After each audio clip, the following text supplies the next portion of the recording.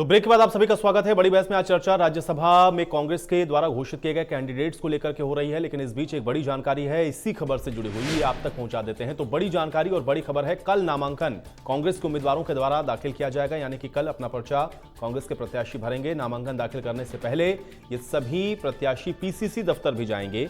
तो रणदीप सुरजेवाला, वासनिक और प्रमोद तिवारी का अभिनंदन पीसीसी दफ्तर में कल किया जाएगा और पीसीसी से फिर सीधा ये विधानसभा तीनों उम्मीदवार जाएंगे, जहां पे नामांकन इनके द्वारा दाखिल किया जाएगा। तो सुबह 11 बजे के बाद नामांकन दाखिल होगा इन तीनों ही कैंडिडेट्स की तरफ से। तो आज ही आपको बता दें, तीनों कैंडिडेट जयपुर पहुंच चुके हैं।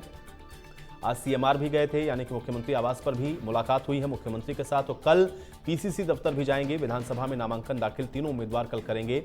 तो बड़ी जानकारी और बड़ी खबर भी है राज्यसभा चुनावों से जुड़ी हुई, जिसमें कांग्रेस के कैंडिडेट के द्वारा कल नामांकन दाखिल किया जाएगा। और कल ही नामांकन की चूंकि आखिरी तिथि है और इसलिए कल नामांकन हर हाल में दाखिल करना है। सुबह 11 बजे तक आपको बता दें कि तीनों ही कैंडिडेट नामांकन दाखिल करेंगे। सीएम गहलोत तो पीसीसी चीफ डोटासरा भी मौजूद रहेंगे। और चलिए आज की बड़ी बहस में लौटेंगे, चूंकि सवाल यहां पर कई उठे इस बड़ी बहस के दौरान भी कि आखिर राजस्थान के अंदर क्या कोई एक ऐसा चेहरा नहीं था जिसको कैंडिडेट बनाया जा सकता हो। कांग्रेस पार्टी का इस पर पक्ष यह है कि तो कांग्रेस के अंदर आंतरिक लोकतंत्र है, इसलिए अपने भी इसको लेकर के सवाल उठा लेते हैं। और दूसरा यह है, जिन कैंडिडेट्स का नाम ऐलान किया गया है कांग्रेस पार्टी की तरफ से, उनकी एक्सेप्टेंस पूरे देश के अंदर है और इसलिए कांग्रेस पार्टी ने यह बहुत सोच समझ करके फैसला लिया है। चर्चा में वापस लौटते हैं, दोनों मेहमान मेरे साथ लगातार बने हुए हैं। तिवारी जी, आपके पास आऊंगा मैं वापस। तिवारी जी, क्योंकि जो बात अभी हम लोग देख रहे हैं लगातार हो रही है, हालांकि अभी जो बात शैलेंद्र जी ने उठाई थी उसका भी जवाब दीजिएगा आप, लेकिन एक और बड़ी अहम बात इसके साथ यह है, क्योंकि जो अभी हम लोग देख रहे हैं, जो बात बनाने की या फिर जो चीज कहीं ना कहीं कन्वे करने की कोशिश हो रही है कि राजस्थान से कोई प्रतिनिधित्व नहीं भेजा जा रहा है, विधानसभा चुनावों में कहीं इसका असर तो नहीं पड़ेगा? क्योंकि आपके पार्टी के नेता भी ये बात कह चुके हैं कि अगर ऐसा कर रहे हैं, आप राजस्थान के किसी आदमी को नहीं भेज रहे हैं राज्यसभा, तो इसका परिणाम विधानसभा चुनावों के ऊपर भी पड़ सकता है। ये आपकी पार्टी के अंदर की भी आवाज है और भारतीय जनता पार्टी भी यही चीज आगे कन्वे कर रही है। तिवारी जी, ये चुनौती नहीं है?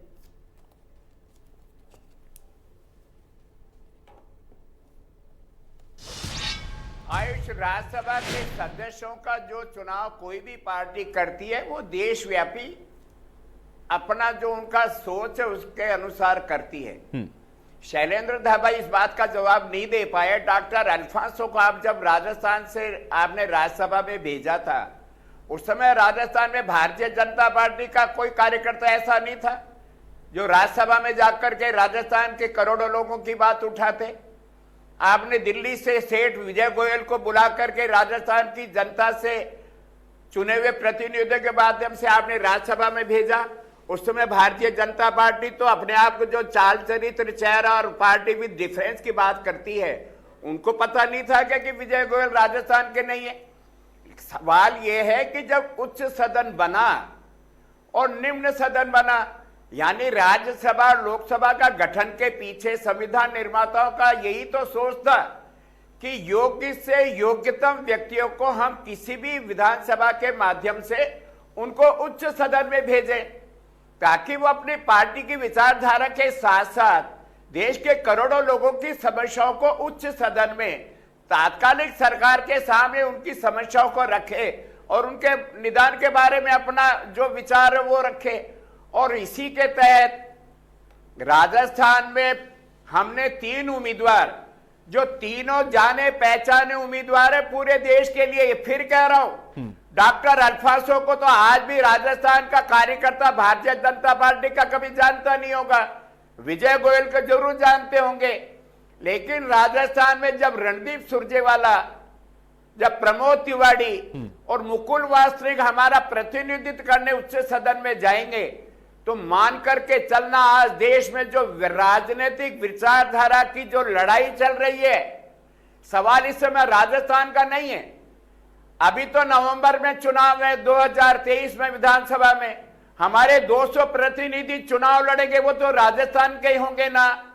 लोकसभा के 25 चुनाव होंगे 2024 में, उसमें तो राजस्थान के साथी चुनाव लड़ेंगे ना।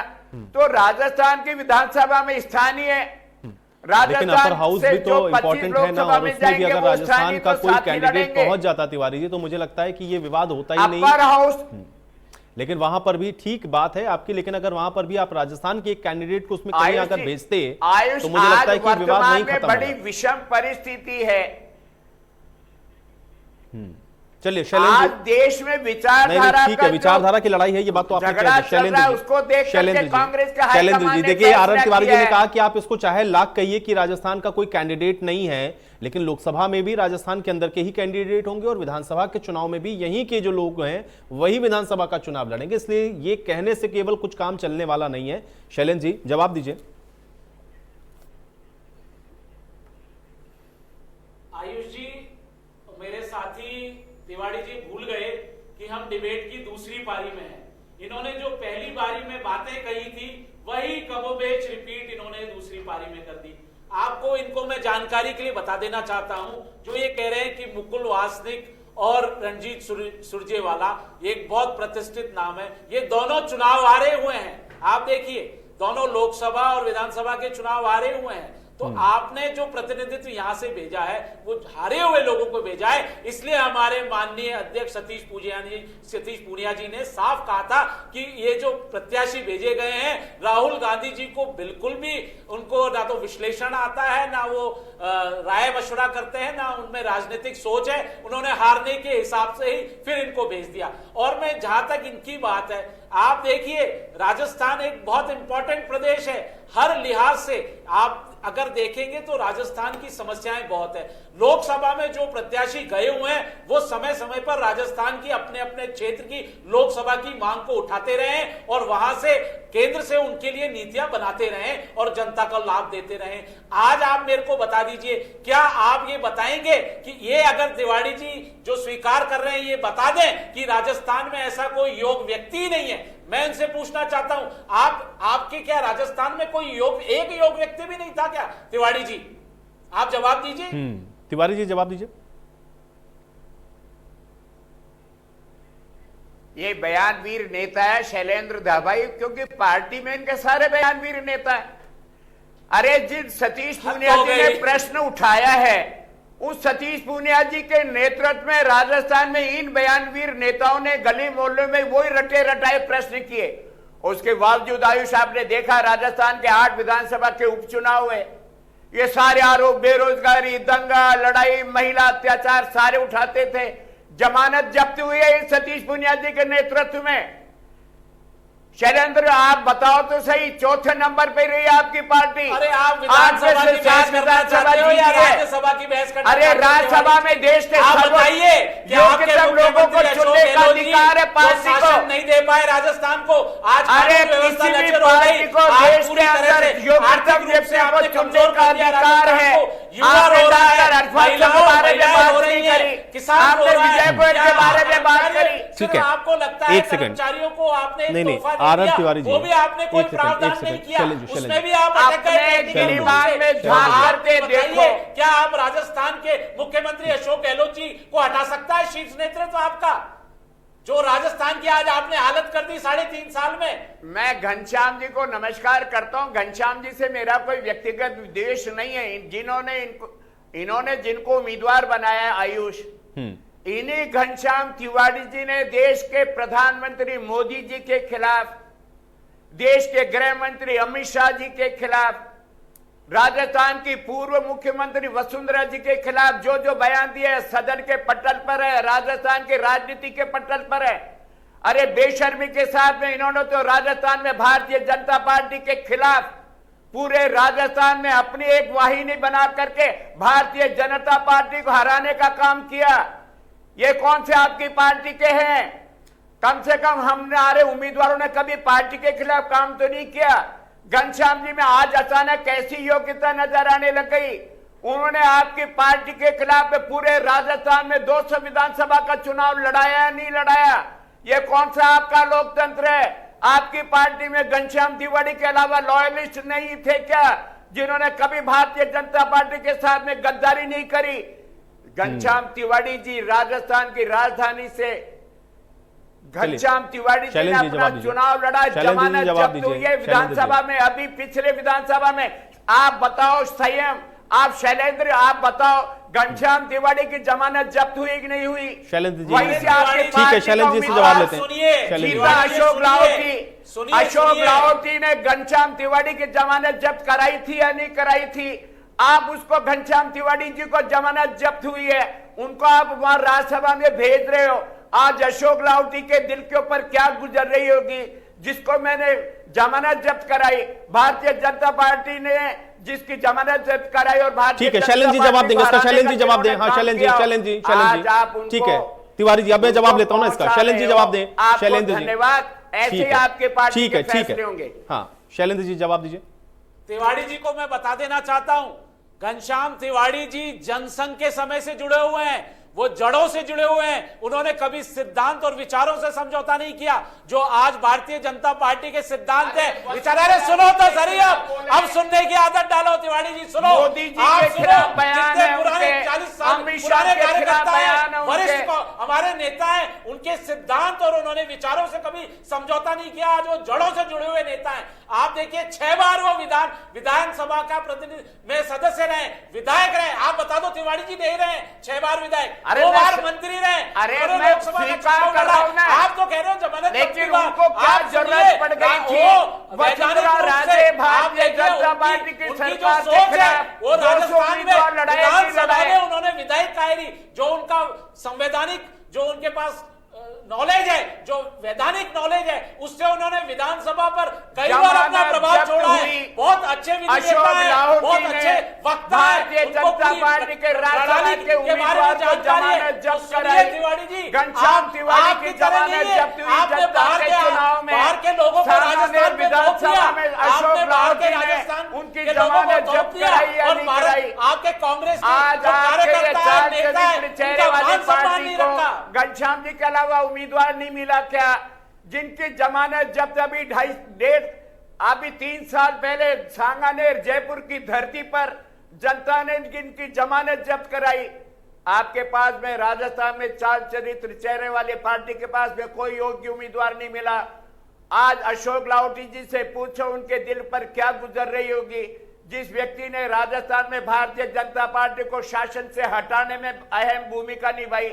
आज भारतीय जनता पार्टी उनके गुणगान गावे, हमको स्वीकार है, क्योंकि आपकी पार्टी का आंतरिक मामला है। तो आपने सुनो भी तो सही, तिवारी जी सुनो, मैंने आपको बताया वो जनसंघ के समय से जुड़े हुए व्यक्ति हैं और वो वरिष्ठ हमारे नेता हैं और उनके सिद्धांत और विचारों से कभी उन्होंने समझौता नहीं किया। आज जो उनकी जड़ें हैं वो भारतीय जनता पार्टी में, कई बार कोई मानवीय गलतियां हो जाती हैं, उससे वो चले जाते हैं, लेकिन वो वापस जड़ें और उनकी विचारधारा वो भारतीय जनता पार्टी की रही। आज वो लौट के आ गए। आज पार्टी ने सम्मान दिया है। क्या आपके कांग्रेस पार्टी सम्मान दे पाई? आप उम्मीदवार नहीं बता पाए राजस्थान से, आप एक योग्य व्यक्ति का नाम नहीं बता पाए। यही आपने आज कार्यकर्ताओं, लाखों कांग्रेस कार्यकर्ताओं का आपने अपमान किया है। जो जनता ने आपको वोट देके कांग्रेस ने यहां बिठाया था, वो देखिए आप उनके कार्यकर्ताओं का, नेताओं का, आपके नेता और कार्यकर्ताओं से आवाज आ रही है। हमारी भारतीय जनता पार्टी सैद्धांतिक रूप से विचार वाली पार्टी है, सिद्धांत वाली पार्टी है, रीति नीति वाली पार्टी है, और जो निर्णय लिया जाता है तो पूरी पार्टी फिर उसके पीछे चलती है। आपकी तरह नहीं है। आज आप देखिए राजस्थान का क्या हाल हो रखा है। विधायकों को लूट की छूट दे रखी है, विधायक गाली गलौज कर रहे हैं, अधिकारियों को मार रहे हैं, भ्रष्टाचार चरम पर है, महिलाओं और बालिकाओं के साथ बलात्कार, दुर्व्यवहार हो रहा है, बेरोजगारों को रोजगारी भत्ता नहीं दे पाए। आप शासन तो आप चला रहे हो तानाशाह वाला।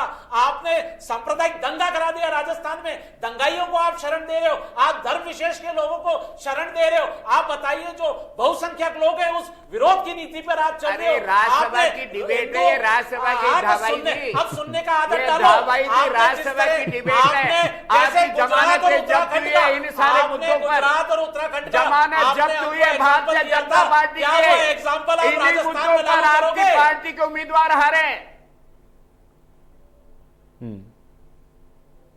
तिवारी जी, आप एग्जांपल दे रहे थे उत्तराखंड का, तो फिर भाई एग्जांपल तो वो देंगे ही। मैं आपको बताना चाहता हूं, इनके पास, तिवारी जी के पास कोई जवाब नहीं है। तिवाड़ी जी सिर्फ गोलमोल बातें करने के लिए आए हैं। इनको पता है कि राजस्थान की जनता जो हमारे कांग्रेस के कार्यकर्ता है, राजस्थान की जनता है, उनका क्या मानस है, क्या मन है। सिर्फ ये वही बातें रिपीट कर रहे हैं जो इन्होंने 20 मिनट पहले रिपीट करी थी। कोई एक नया तथ्य तिवाड़ी जी के पास नहीं है। और सिर्फ कांग्रेस पार्टी जो पार्टी है, सही कहा गया है कि ये डूबता हुआ जहाज है, पंछी उड़ उड़ के जा रहे हैं। आप देखिए इनके वरिष्ठ नेता सुनील जाखड़ कांग्रेस पार्टी छोड़ देते हैं, हार्दिक पटेल कांग्रेस पार्टी छोड़ देते हैं। आपके देखिए ज्योतिरादित्य सिंधिया जी, आरपीएन सिंह, जतन प्रसाद, आप देखिए पूरी फेयर लिस्ट है। आप देखिए इनके राष्ट्रीय नेता प्रमोद कृष्णन जी क्या कहते हैं, अगर आपने राजस्थान को नहीं संभाला, जो कि कानून व्यवस्था चौपट हो चुकी है, या अंधेर नगरी चौपट राजा वाला हाल है, अगर मुख्यमंत्री अशोक गहलोत को नहीं बदला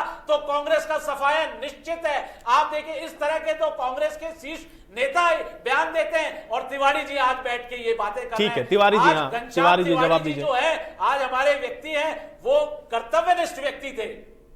तिवारी जी जवाब दीजिए। शैलेंद्र धाबाई का वैचारिक दिवालियापन सामने नजर आ रहा है। आयुष, पूरी भारतीय जनता पार्टी जो चाल चरित्र चेहरे पार्टी विद डिफरेंस की बात करती है, इनका दिवालियापन नजर आ रहा है। जिस व्यक्ति की जमानत जब्त हुई अभी 3 साल पहले और राजस्थान की राजधानी की धरती पर, और जमानत जब्त करवाने वाला भी कौन? भारतीय जनता पार्टी का अशोक लाहोटी। क्या वो 2 बार जिस घनश्याम तिवाड़ी ने भारतीय जनता पार्टी की चुनी हुई सरकार वसुंधरा राजे की सरकार के खिलाफ पूरे राजस्थान में चुनाव लड़वाते हैं, नया दल बना करके। आपके मुकुल वासनिक जी कितने बार विधायक रहे, तिवाड़ी कितने बार लोकसभा देश के प्रधानमंत्री मोदी जी और अमित शाह के खिलाफ कितने बार विधायक रहे, पूरा अपना बयान देते हैं। आप पहले अपने वैचारिक दिवालियापन है। हम करे तो नीला, कांग्रेस की कोई विचारधारा सामने वाला करे तो राज नीला। भारत की जनता ने अरे आपको जिस नकार दिया है, व्यक्ति की कांग्रेस को नकार जमानत दिया है। जब्त और आने हुई वाले है, समय में मैं आयुष जी आपको आज वो राज्यसभा में हमारे भारतीय जनता पार्टी ने उम्मीदवार बनाया, ये भी कांग्रेस को बाहर मुबारकबाद हो। राजस्थान के धरती पर जहां पर जमानत जब्त होती है party with difference Ghanshyam Tiwari ji की, उनके अलावा इनके पास में कोई योग्य उम्मीदवार नहीं था। इससे तो अच्छा अशोक लाहोटी को भेज देते। अशोक लाहोटी ने जमानत जब्त कराई है, युवा चेहरा था, हम स्वागत करते। लेकिन फिर मैं कह रहा हूँ नहीं ठीक है, लेकिन ऐसे तो भाई रणदीप सुरजेवाला भी चुनाव हार चुके हैं। ऐसे तो रणदीप सुरजेवाला भी चुनाव हारे हैं ना। जी के ऊपर प्रश्न उठाए नहीं, तो मैं बोल इन्होंने जो तिवारी जी देखिए, अगर ये कैंडिडेट की हार जीत का पैमाना अगर आप लेकर के आएंगे तो आपके भी कैंडिडेट हारे हुए हैं। का चुनाव जीता सुरजेवाला तो अभी हारे हैं चुनाव, तो फिर अगर आप ये कहेंगे कि हारे हुए कैंडिडेट को या फिर ऐसे कैंडिडेट को उनको दूसरा नहीं मिला तो सवाल उठाएंगे ना, फिर आप भी उठाएंगे तो ये भी उठाएंगे। हमारे मुकुल वासनिक जी हारे, हमारे रणदीप, सवाल है उनकी योग्यता। अच्छे लोग तो राज्यसभा में जाते हैं, जो लोकसभा में विधानसभा में हार जाते हैं, अगर उनमें योग्यता है, उनके अंदर सोच, तो आप ये मानते हैं ना तिवारी जी कि मतलब हारा हुआ कैंडिडेट भी योग्य हो सकता है ना, तो हम उनका आप ये मानते हैं ना हारा हुआ कैंडिडेट योग्य हो सकता है। अरे घनश्याम तिवाड़ी जी को बनाया तो हमने भी बना दिया। नहीं तो अभी आप कह रहे थे पुष्कर सिंह धामी को लेकर के, अभी पुष्कर सिंह धामी को लेकर के तिवारी जी आपने सवाल उठाया था, तब तो आप कह रहे थे कि जनता ने नकार दिया, उनको क्यों बना दिया सीएम। तो सुरजेवाला और मुकुल वासनिक क्यों नहीं जा सकते? आयुष जी मैं इनसे पूछना चाहता हूं, अगर भारतीय जनता पार्टी में ये कलेजा है कि आप देखिए अगर सुशासन नहीं दे पाते हमारे मंत्री मुख्यमंत्री, अगर वो जनता के काम नहीं कर पाते, जो जन कल्याणकारी योजनाएं उनको जनता तक नहीं ले जा पाते, उनके आंसू नहीं पहुंचते, तो उनको हटा दिया जाता है। आज राजस्थान का क्या हाल है ये हिंदुस्तान की जनता से, राजस्थान की जनता से छुपा हुआ नहीं है। क्या तिवाड़ी जी में इतना दम है, कांग्रेस पार्टी के शीर्ष नेतृत्व में, सोनिया गांधी जी में, राहुल गांधी जी में, क्या इनका इस्तीफा ले सके अशोक गहलोत जी का?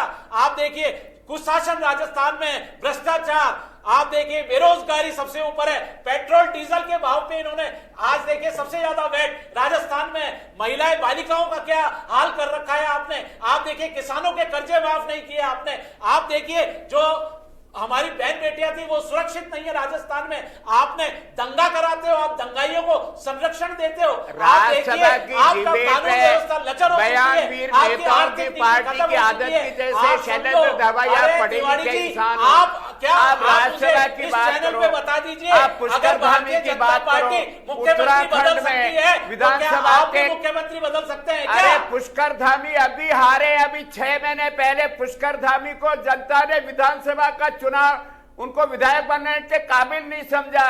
आपने उस नाकाबिल आदमी को थोप दिया उत्तराखंड। अभी देखिए तिवारी जी अभी आपने कहा कि जो लोग हारे हुए हैं, जो हारे हुए हैं, लेकिन उनकी काबिलियत देखी ना आपने। हारे हुए कैंडिडेट की काबिलियत देख के आप राज्यसभा भेज देते हैं, लेकिन वो हारा हुआ कैंडिडेट सीएम नहीं बना सकते हैं। वहां भी काबिलियत होगी तो वो बना रहे होंगे। अरे तो यही तो मैं कर रहा हूं, फिर ये कहना बंद करें हम पार्टी विद डिफरेंस है, हमारा चाल चरित्र चेहरा अलग है, हम देश में नया लेकर के आएंगे। हमने कांग्रेस का एक भी इतिहास का कोई पन्ना बता देना जिसमें तत्कालिक विधानसभा का चुनाव हुआ व्यक्ति को हमने राजस्थान का या किसी भी राज्य का मुख्यमंत्री बनाया हो।